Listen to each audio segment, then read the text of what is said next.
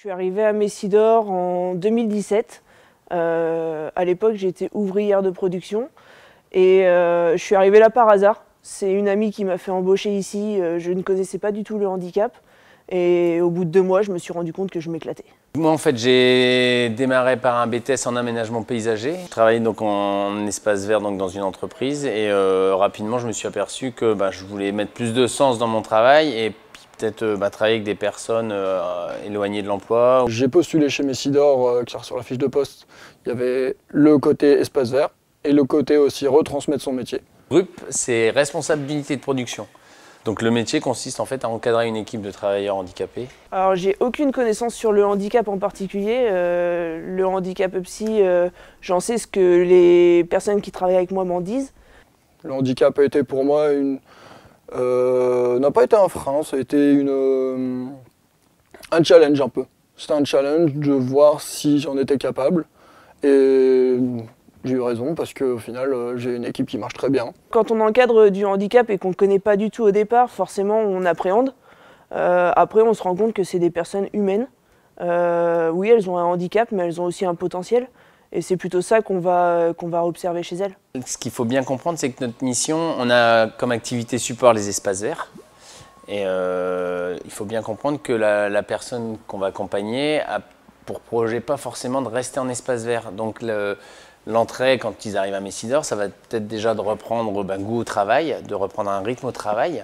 Parce que pour la plupart, il y en a peut-être qui ont été isolés ou éloignés de l'emploi depuis un petit moment, ou qui ont perdu confiance en eux. L'approche est complètement différente puisque tu as en ESAT traditionnel, le public n'est pas tout à fait le même, le travail qui est demandé n'est pas tout à fait le même. Et là, c'est plus un ESAT donc de transition où on a un projet, on suit nos équipes et on les amène à aller vers le milieu ordinaire. Moi, je suis la première étape du parcours en fait. Les gens arrivent. Ils vont passer 15 jours avec moi au départ pour faire ce qu'on appelle l'AVE, l'atelier de validation à l'entrée. Cet AVE va me permettre de savoir si le parcours est adapté à ces personnes-là ou pas et va permettre aux personnes de savoir si elles sont prêtes à engager un parcours dans le milieu professionnel. Une fois qu'on a fait cet AVE, on passe sur l'unité de réentraînement, donc toujours avec moi. Et là, on les remet au travail petit à petit. On commence par 3 jours de travail, 6 heures par jour. Et puis on les réentraîne, on les réadapte, ils reprennent une habitude de travail petit à petit. Je pense que toute personne, quand ils arrivent ici, ils ont le manque de confiance. Et en fait, nous, on leur apprend à avoir confiance en eux, de les féliciter quand ils font des choses bien. Et que l'erreur est humaine, que s'ils se trompent, c'est pas grave. On va réessayer, on va réexpliquer, on se répète, c'est pas grave, on réexplique avec d'autres mots, d'autres formules. Ils ont aussi tout un parcours de formation qui est travaillé aussi avec la CPI, sur lequel on va peut-être travailler à chaque fois, c'est individuel, mais il peut y avoir des choses sur de la communication dans lequel on va faire du groupe. Ça peut être aussi sur de la remise à niveau, parce que souvent, pour la plupart, ils peuvent être éloignés de l'emploi ou avec des difficultés de lecture, d'écriture. Avec la CPI, on a quand même une grille d'évaluation. Donc voilà, on a plusieurs niveaux sur cette évaluation. Quand les gens sont au top partout, forcément, ils sont prêts à passer sur l'unité. Si on voit qu'il y a quelques difficultés, on peut proposer une immersion dans les unités de production. Et au bout de l'immersion, on décide s'ils sont prêts ou pas. Et puis des fois, d'eux-mêmes, ils nous disent voilà, moi j'en ai marre d'être en unité de réentraînement, je veux passer en UP, je veux voir ce que ça donne, donc on leur laisse leur chance. Les compétences techniques sont relativement importantes pour que quand on a les travailleurs avec nous, elles voient que le RUP connaît son métier. Et c'est quand même très important de maîtriser ça pour avoir après son équipe qui puisse bien rouler avec nous et bien travailler. Voilà, si on veut pouvoir les aider et les faire évoluer, il faut qu'ils puissent s'appuyer sur nous et il faut qu'on montre l'exemple, c'est sûr. Le mot d'ordre, c'est l'exemplarité. Que ça soit dans les techniques de travail, dans le port des EPI, dans le comportement, dans la posture, on se doit d'être exemplaire. Après, c'est compliqué de dire qu'on est exemplaire. On est humain, on fait quand même des erreurs. Après, oui, on essaye d'être le plus juste et le plus droit possible pour qu'ils puissent évoluer et avoir un petit peu une figure d'exemple.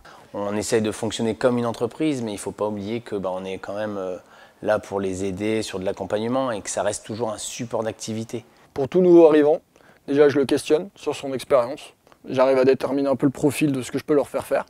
Mais on commence toujours par des opérations simples et en binôme, pour qu'ils soient accompagnés. Donc j'ai des profils qui sont plus ou moins souples, donc je sais avec qui je peux mettre chaque nouvelle personne. Généralement, je les mets avec quelqu'un ou de préférence avec moi si c'est possible. Comme ça, je les accompagne complètement, surtout dans les débuts. Chaque RUP a peut-être une approche différente. Moi, pour ma part, mon approche, elle est avec une certaine réserve où je ne cherche pas forcément à savoir trop de leur maladie. Donc je les considère comme... je suis conscient qu'il y a des problématiques derrière, mais je ne mets pas la maladie au centre du travail. Et je pense que pour eux, c'est une vraie... comment dire, une vraie satisfaction de ne pas être stigmatisé comme handicapé par rapport à ça.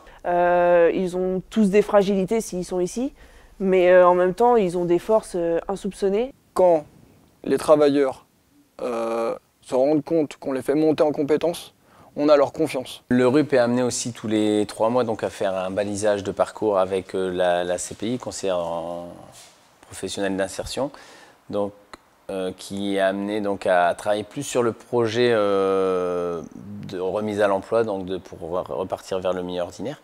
Donc c'est des entretiens qui se font à 3, donc avec le travailleur, la CPI et le RUP. L'objectif, c'est vraiment de mettre à plat la partie travail sur le chantier avec nous, savoir un petit peu comment la personne a évolué. Pour les insertions, on a des profils qui sont prêts à être réinsérés. Ce déclic se fait par vraiment une autonomie. C'est l'autonomie qui permet de se rendre compte que les personnes vont pouvoir partir. L'autonomie est différente pour chaque profil, mais c'est l'autonomie qui nous permettra de vraiment déterminer quand est-ce que la personne pourra partir. Après, les difficultés, ça va être le détachement de la personne, garder nos distances. C'est vrai qu'il y en a avec qui on peut s'attacher facilement, qui ont des soucis, voilà, qu'on voudrait aider, mais on se met des barrières en se disant non, on s'arrête sur ce qu'on est capable de faire. Il y en a, ils ont plus de difficultés, mais au final, on arrive toujours en fait à faire comprendre la tâche, et c'est ça qui est bien. Mais par contre, il faut être quand même doté d'une patience. Pour être RUP, il faut de la patience, beaucoup de patience. Il ne faut pas être pressé, il faut du temps, et ils n'évoluent pas de la même façon, donc il faut prendre le temps. Quand je leur apprends à faire un tiramisu, au début, ils n'y arrivent pas. Et puis, à la fin de leur stage, au bout de 15 jours, ils arrivent à monter le tiramisu nickel. Et là, tu dis, oui, on l'a fait, on a réussi. On a des personnes sur lesquelles on ne voit pas forcément de solution de sortie aussi. Donc ça, après, faut pas forcément les orienter à tout prix pour qu'ils aillent à l'échec dans le milieu ordinaire. Après, je pense qu'il ne faut pas se cacher la face. Tout le monde n'est pas fait pour travailler dans le milieu ordinaire. Donc on ne peut pas non plus mettre tout le monde dans le milieu ordinaire. Donc ça, c'est important aussi des fois se dire, ça coince, quoi, et peut-être vaut mieux le garder avec nous, quoi. Ce que le métier m'a apporté, en fait, c'est tout simplement que ça m'a fait grandir. Avant d'intégrer Messidor, j'étais une personne lambda, on va dire. En intégrant Messidor, on se rend compte qu'on n'est pas le centre du monde, qu'il y a de la misère partout autour de nous et que finalement nos problèmes sont pas si importants que ça et qu'on peut les gérer facilement. C'est un travail de longue haleine, des fois c'est pas forcément évident, il y a des jours où ça va, il y a des jours où ça va pas. Voilà, c'est normal, ça c'est le quotidien qui veut ça. Mais on a quand même une satisfaction à voir les gens évoluer. Et à prendre confiance en eux. Et ça c'est super.